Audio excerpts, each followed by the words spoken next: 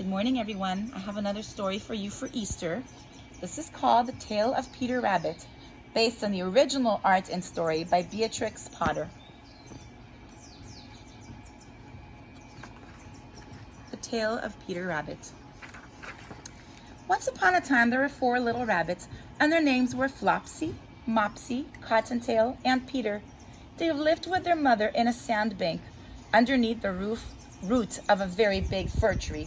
"Now, my dears," said old Mrs. Rabbit one morning, "you may go into the fields or down the lane, but don't go into Mr. McGregor's garden. Your father had an accident there. He was put in a pie by Mrs. Gregor. Now run along and don't get into mischief. I am going out." Then old Mrs. Rabbit took a basket and her umbrella and went through the woods to the baker's. She bought a loaf of bread and 5 currant buns.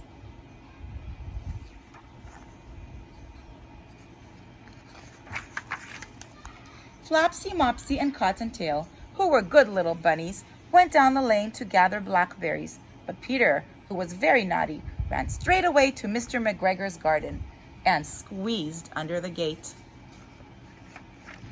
First, he ate some lettuces and some French beans, and then he ate some radishes, and then, feeling rather sick, he went to look for some parsley. But round the end of a cucumber frame, whom should he meet but Mr. McGregor?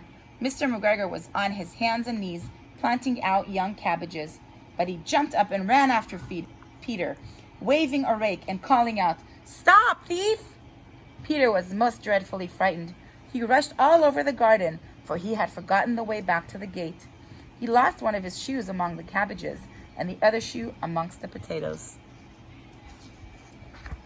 After losing them, he ran on 4 legs and went faster, so that I think he might have got away, although if he had not, unfortunately run into a gooseberry net and got caught by the large buttons on his jacket. It was a blue jacket with brass buttons, quite new. Peter gave himself up for lost and shed big tears, but his sobs were overheard by some friendly sparrows, who flew to him in great excitement and implored him to exert himself.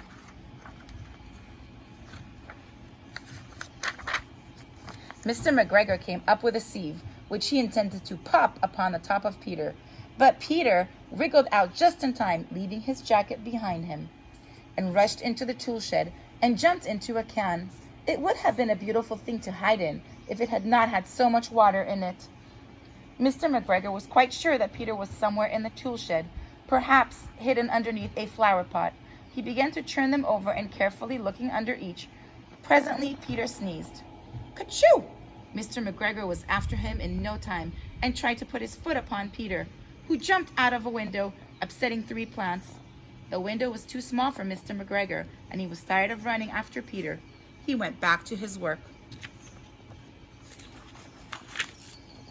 Peter sat down to rest. He was out of breath and trembling with fright, and he had not the least idea which way to go. Also, he was very damp from sitting in that can. After a time, he began to wander about, going lippity-lippity, not very fast, and looking all around. He found a door in a wall, but it was locked, and there was no room for a fat little rabbit to squeeze underneath. An old mouse was running in and out over the stone doorstep, carrying peas and beans to her family in the woods. Peter asked her the way to the gate, but she had such a large pea in her mouth that she could not answer. She only shook her head at him. Peter began to cry. Then he tried to find his way straight across the garden, but he became more and more puzzled. Presently he came to a pond where Mr. McGregor filled his watering cans. A white cat was staring at some goldfish.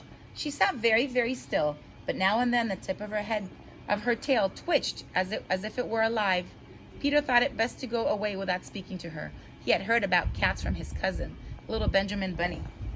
He went back toward the tool shed, but suddenly, quite close to him, he heard the noise of a hoe. Scritch, scratch, scratch, scritch.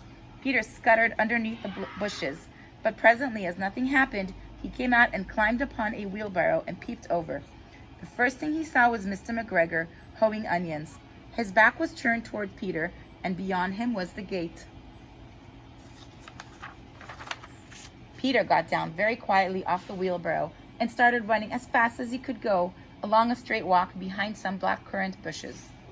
Mr. McGregor caught sight of him at the corner, but Peter did not care. He slipped underneath the gate and was safe at last in the woods outside the garden. Mr. McGregor hung up the little jacket and the shoes for a scarecrow to frighten the blackbirds.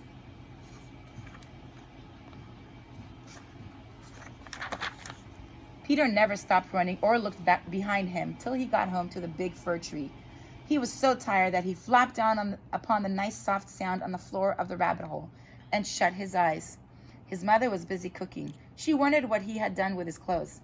It was a second little jacket and pair of shoes that Peter had lost in a fortnight. I'm sorry to say that Peter was not very well during the evening. His mother put him to bed and made some chamomile tea, and she gave a dose of it to Peter, 1 tablespoonful to be taken at bedtime. But Flopsy, Mopsy, and Cottontail had bread and milk and blackberries for supper. The end.